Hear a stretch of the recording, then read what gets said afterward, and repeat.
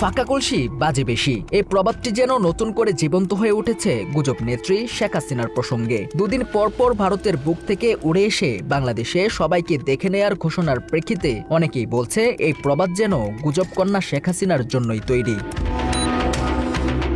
সম্প্রতি আন্তর্জাতিক গণমাধ্যম রয়টার্সকে দেয়া শেখ হাসিনার এক অডিও সাক্ষাৎকারকে কেন্দ্র করে নতুন করে শুরু হয়েছে নানা আলোচনা সমালোচনা। সাক্ষাৎকারে হাসিনা বলেন তিনি এবং তার নেতাকর্মীরা ডিসেম্বরের মধ্যেই দেশে ফিরে আদালতে আত্মসমর্পণ করবেন। এই বক্তব্য প্রকাশের পরপরই শুরু হয়েছে তাকে ঘিরে বিদ্রোপের রোল।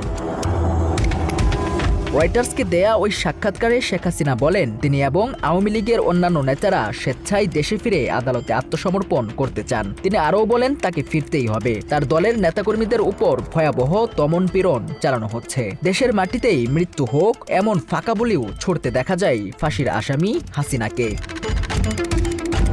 ওই সাক্ষাৎকার প্রকাশের পরপরই এক সময়ের আওয়ামী লীগের প্রভাবশালী নেতা ও ফ্যাসিস্ট সরকারের সাবেক স্বরাষ্ট্রমন্ত্রী আসাদুজ্জামান খান কামালকে একটি ভিডিও বার্তায় দেখা যায়, যেখানে তিনি আওয়ামী লীগের নেতাকর্মীদের দেশে ফেরার বিষয়ে সমন্বয় করছেন। ভিডিও বার্তায় তিনিও হাসিনার ফাঁকা বলিকে সমর্থন দিয়ে দেশে ফিরবেন বলে জানান, যদিও নেটিজেনরা তার এই বক্তব্যকে চূড়ান্ত রকমের চাপাবাজি বলে মন্তব্য করেছে। এবং আমাদেরকেও তিনি নির্দেশনা দিয়েছেন যে আমরাও যেন সব তার সঙ্গে একসঙ্গে আমরা যারা এখানে অবস্থান করছি আমরা যেন দেশে ফিরে যাই। অন্যদিকে আওয়ামী লীগের প্রেসিডিয়াম সদস্য ও আরেক ফেসিবাদী নেতা মোফাজ্জল হক মায়াকেও সামাজিক যোগাযোগ মাধ্যমে শেখ হাসিনার দেশে ফেরার বিষয়ে বেশ উচ্ছ্বসিত দেখা যায়। আমরা তো আগে চলে যাবো নেত্রী, আপনাকে এয়ারপোর্টে জাতীয় জনবঙ্গবন্ধুর মতো আপনাকে বরণ করবো ইনশাল্লাহ।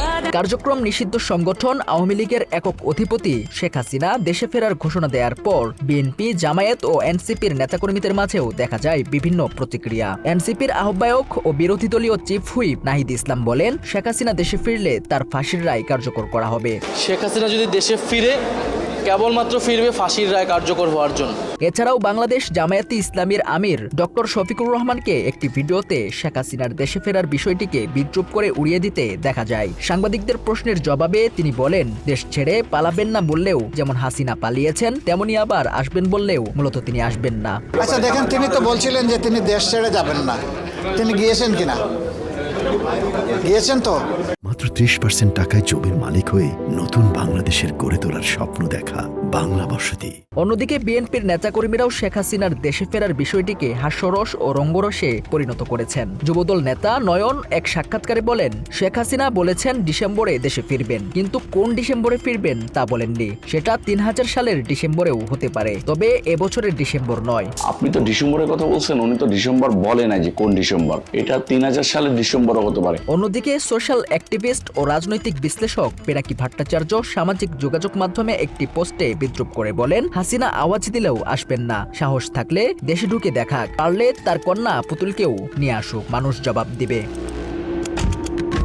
এর আগেও শেখ হাসিনাকে বহুবার দেশে ফেরার কথা বলতে শোনা গেছে। তিনি ফিরে এসে দলকে সংগঠিত ও সুবিন্যস্ত করার কথাও বলেছেন।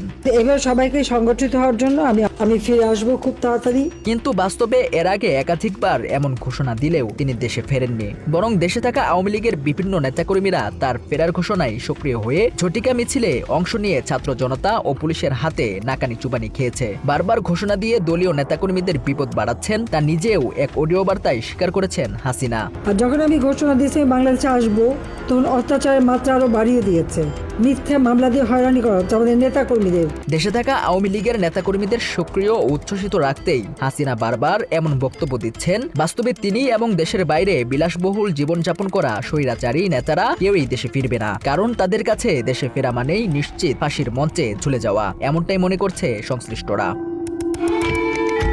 রাকিব ইদ্রিস, বাংলা এডিশন।